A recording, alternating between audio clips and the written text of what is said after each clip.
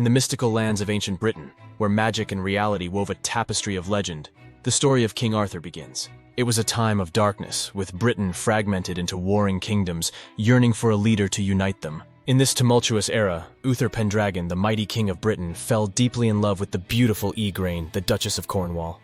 However, their love was forbidden, for Igraine was married to Duke Gorlois. The unyielding passion led Uther to seek the help of Merlin, the enigmatic and powerful wizard. Merlin agreed to help, but the price was steep. In exchange for his magical aid, Uther had to promise his firstborn to Merlin. Through Merlin's sorcery, Uther was disguised as Duke Gorlois, allowing him to be with Igraine. That very night, under a cloak of enchantment and deception, Arthur was conceived.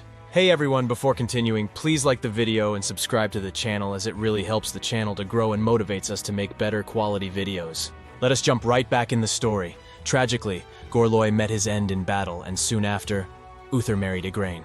As foretold, the child born of this union was fated for greatness. When Arthur was born, Merlin reappeared, reminding Uther of their pact. With a heavy heart, Uther relinquished his son, entrusting him to Merlin's care. Merlin, wise and foresighted, knew the child must be raised away from the royal court to protect him from the dangers of a jealous and power-hungry world. Thus Arthur's early years were shrouded in secrecy. He was entrusted to Sir Ector, a loyal knight of Uther's, who raised Arthur as his own, alongside his son Kay. In this humble setting, away from the luxuries of a royal court, Arthur grew up unaware of his noble lineage. A boy destined for greatness, but living the life of a common squire. Little did Arthur know, his true heritage would soon call him to a destiny far greater than he ever imagined. A destiny that would lead him to become one of the most legendary figures in history.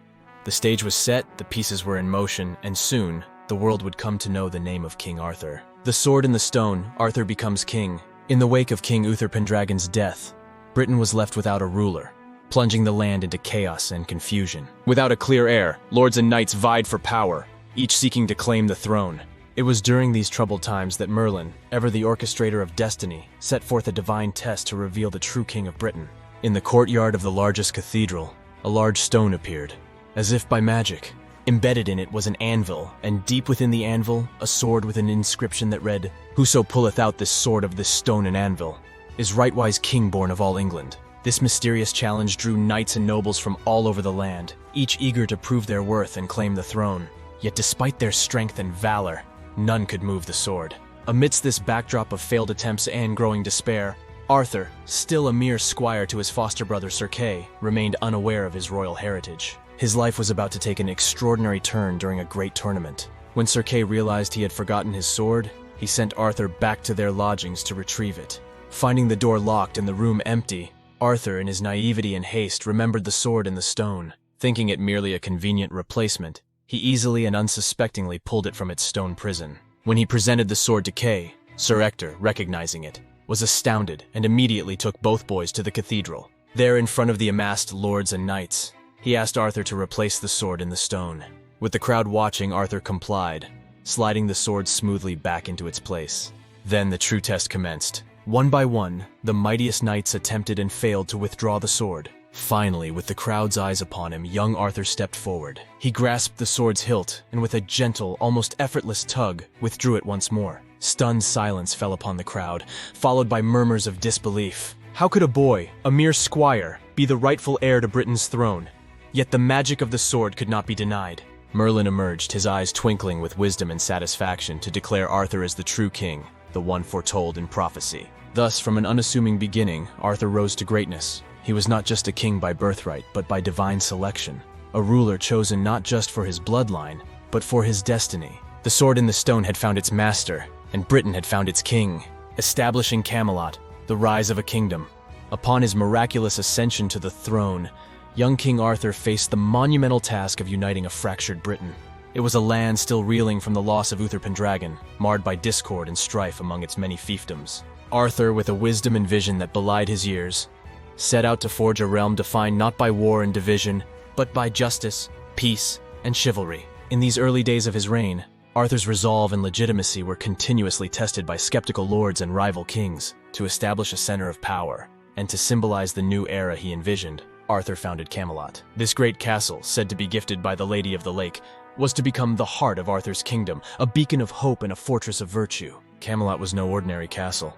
Enveloped in an aura of enchantment, It was a place where the noblest knights and the wisest advisors gathered. With Merlin's guidance, Arthur established the Round Table in Camelot. This was not just a physical table, but a symbol of equality and unity, where each knight, regardless of birth, had an equal place and voice. Here Arthur gathered a cadre of the bravest and most virtuous knights in the land, forming the legendary Knights of the Round Table. Under Arthur's rule, Camelot flourished. It became a nexus of learning, culture, and justice. Arthur's laws were fair and just, earning him the love and respect of his subjects. He married the beautiful and noble Guinevere, further cementing his rule and bringing joy to the land. Throughout his reign, Arthur embarked on numerous campaigns to fend off external threats and to bring rebellious lords under his banner. With each victory, his legend grew, and the unity of Britain solidified. It was a golden age, marked by prosperity, enlightenment, and the flourishing of the chivalric code. The establishment of Camelot was more than the rise of a castle or a city. It was the rise of an ideal. Allies and adversaries, key figures in Arthur's realm. As we delve deeper into the saga of King Arthur, we encounter a tapestry of characters, each playing a pivotal role in shaping his reign and the destiny of Camelot.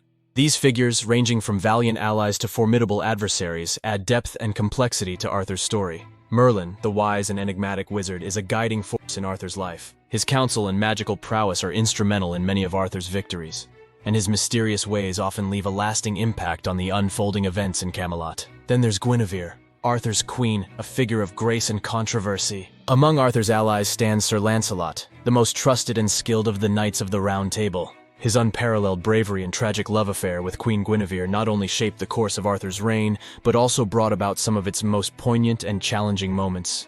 Gawain, another prominent knight of the Round Table, known for his strength, chivalry, and hot temper, plays a crucial role in various quests and battles. Mordred, Arthur's nephew and eventual nemesis, stands as a symbol of betrayal and the internal strife that plagues Camelot. His actions and ambitions lead to some of the most dramatic and tragic events in Arthur's reign.